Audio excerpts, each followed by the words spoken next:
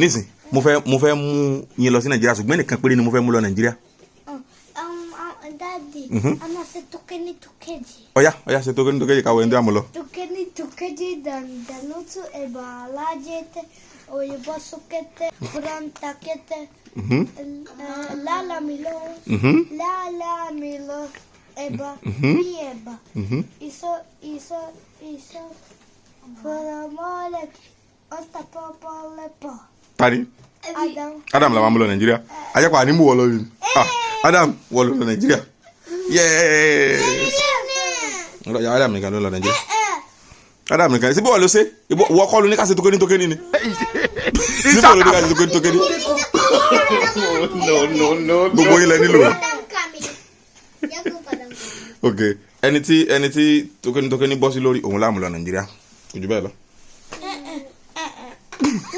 ẹni tokeni kọtí bọ́ sí orí ọwọ́ màlá.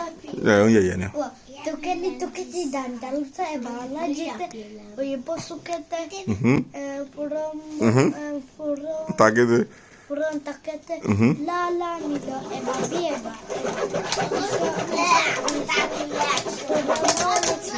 ota popole po ori dari Adam Elizabeth ẹni tí ó lọ ẹni tó bá di bọ́sí lórí ló máa lọ kò jẹ́ pé kò ní lọ kí ni o fẹ́ pààrọ̀ rẹ̀ fún mi mo gbọ́n jù ọ lọ́jọ́ ó dàárọ̀. You will move out of this house. Kindly subscribe to our YouTube channel Yoruba Pikin and remember to hit the notification bell to enjoy more of our videos. Thanks for watching. Bye. Ó dàbọ̀.